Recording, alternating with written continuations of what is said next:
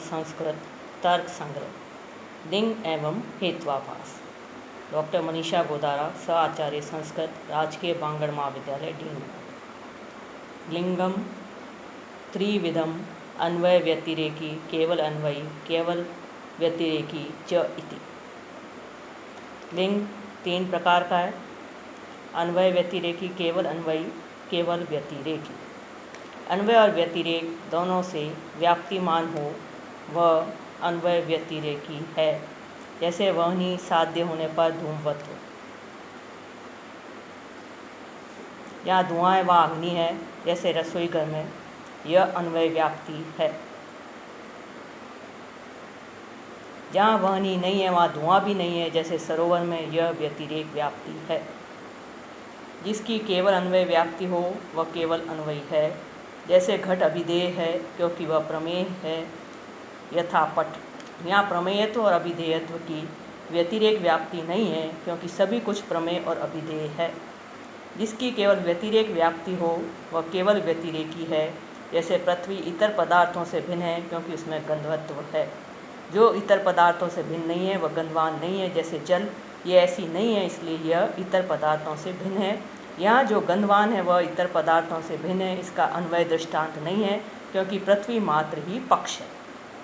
अन्वयन व्यतिरेकेन च व्याप्तिमत अन्वय व्यतिरेकी। यथा वहनौ साध्य धूमवत्वम यत्र धूम तत्र अग्नि यथा मानस इति अन्वय व्याप्ति। यत्र वहनी नास्ति तत्र धूमो अपि नास्ति यथा मा हृद इति व्यतिरेक व्याप्ति। अन्वय मात्र व्याप्तिकम केवल अन्वयी। यथा घटो अभिधेय प्रमेयत्वात् पटवत् अत प्रमेयत्व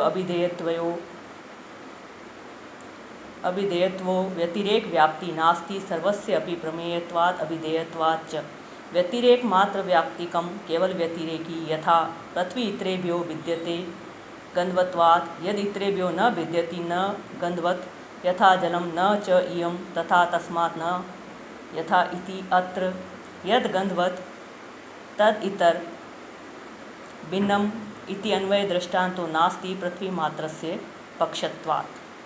पक्ष संदिग्ध साध्यवान पक्ष यथा धूमवत्वे हेतु पर्वत, जिसमें साध्य संदिग्ध हो वह पक्ष है, जैसे धूमवत्व हेतु में पर्वत। सपक्ष निश्चित साध्यवान सपक्ष तथैव मानस, जिसमें साध्य निश्चित हो वह सपक्ष है, जैसे उपयुक्त उदाहरण में ही रसोई घर। विपक्ष निश्चित साध्य अभाववान विपक्ष यथा तत्रे मारिद, जहाँ साध्य का अभाव निश्चित हो वह विपक्ष है, जैसे उपर्युक्त उदाहरण में सरोवर। हेत्वाभास। तर्क संग्रह में हेत्वाभास का लक्षण देते हुए अनम भट्ट कहते हैं, सव्यभिचार विरोध सत प्रतिपक्ष असिद्ध बाधिता पंच हेत्वाभासा। हेत्वाभास पांच है। सव्यभिचार विरोध सत प्रतिपक्ष असिद्ध और बाधित।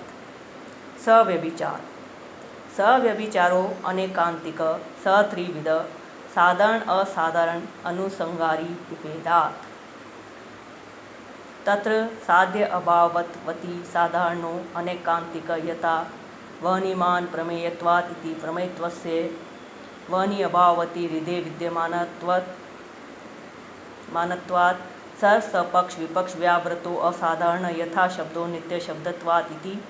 शब्दत्वं सर्वेभ्यो नित्यभ्यो अनित्यभ्यश्च व्यावृतं शब्दमात्रवृत्ति अन्वय व्यतिरेक दृष्टांत रहितो अनुपसंहारी यथा सर्वम अनित्यं प्रमेयत्वात् इति। अत्र सर्वस्य अपि पक्षत्वात् दृष्टान्तो नास्ति।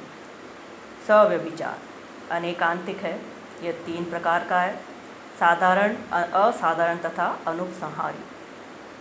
इनमें साध्य के अभाव में रहने वाला हेतु साधारण अनेकांतिक है, जैसे पर्वत वहनीमान है क्योंकि वे प्रमेय है। यहाँ प्रमेयत्व वहनी के अभाव वाले सरोवर में भी रहता है, अतः वह साधारण अनेकांतिक है। जो केवल पक्ष में रहे और न किसी पक्ष में रहे और नहीं किसी विपक्ष में, वह असाधारण है।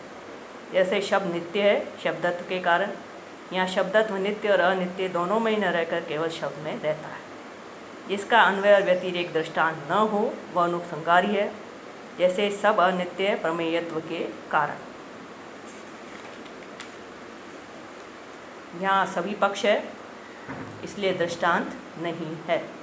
सव्यभिचार का अर्थ है व्यभिचार सहित, व्यभिचार का अर्थ है हेतु का साध्य के अभाव के साथ रहना। दूसरा विरुद्ध, जो हेतु साध्य अभाव से व्याप्त वह विरुद्ध है। जैसे शब्द नित्य है क्योंकि वह कार्य है, यहाँ कार्यत्व साध्य नित्यत्व के अभाव अनित्यत्व से व्याप्त है। साध्य अभाव व्याप्तो हेतु विरुद्ध यथा शब्दों नित्य कृतकत्वात् इति, कृतकत्वं हि नित्यत्व अभावेन अनित्यत्वेन व्याप्तम। सत् प्रतिपक्ष, यस्य साध्य अभाव साधकम हेतु अनंतरम विद्यते स सत् प्रतिपक्ष। यथा शब्दों नित्य श्रवणत्वात् शब्दत्ववत् इति, शब्दों अनित्य कार्यत्वात् घटवत् इति। जिस हेतु के साध्य के अभाव को सिद्ध करने वाला दूसरा हेतु हो वह सत् प्रतिपक्ष है। जैसे शब्द नित्य है श्रावणत्व के कारण शब्दत्व के समान, या साध्य के अभाव का साधक हेतु यह है शब्द नित्य है कार्यत्व के कारण जैसे घट। असिद्ध, असिद्ध त्रिविध, आश्रय असिद्ध, स्वरूप असिद्ध, व्याप्यत्व असिद्धश्च। आश्रय असिद्धो यथा गगनार्विदं सुरभि अरविंदत्वात्, सरोज अरविंदवत् यत्र गगनार्विंदम आश्रय से च च नास्ति एव। स्वरूप असिद्धो यथा शब्दो गुण चाक्षुत्वात् रूपवत् अथ चाक्षुत्वं शब्दे नास्ति शब्द से श्रवणत्वात्। सोपाधिको हेतु व्याप्यत्व सिद्ध साध्य व्यापकत्वे सति साधन अव्यापकः उपाधि। यथा हि यत्र धूम तत्र आर्द्र ईंधन संयोगः इति साध्य व्यापकता, यत्र वह्नि तत्र ईंधन संयोगो नास्ति अयोगोलक आदि ईंधन संयोग अभावात् इति साधन अव्यापकता। एवं साध्य व्यापकत्वे सति साधन अव्यापकत्व आदि ईंधन संयोग उपाधि। सोपाधिकत्वात् वह्निमत्वं व्याप्यत्व सिद्धम।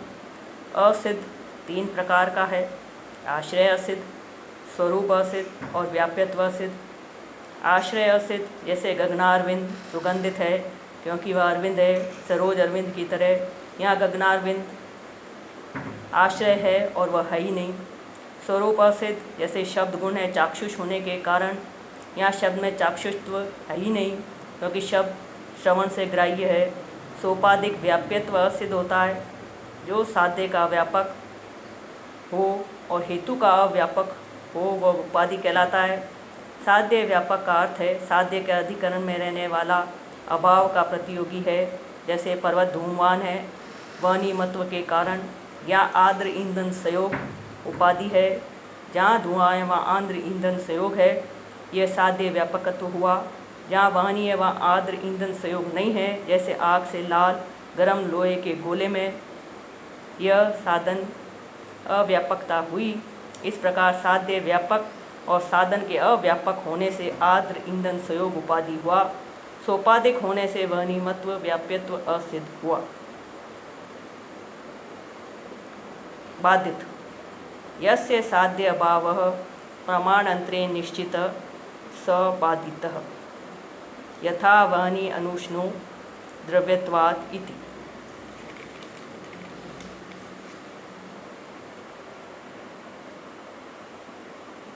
अत्र अनुष्णत्वं साध्यं तदभाव उष्णत्वं स्पर्शन प्रत्यक्षेण गृह्यते इति बाधितम्। जिस हेतु के साध्य का भाव प्रमाणांतर से निश्चित हो वह हेतु बाधित है। जैसे वह्नि अनुष्ण है द्रव्यत्व के कारण, यहाँ साध्य है अनुष्णत्व, उसका अभाव उष्णत्व स्पर्श प्रमाण से ही सिद्ध है, अतः यह बाधित हुआ।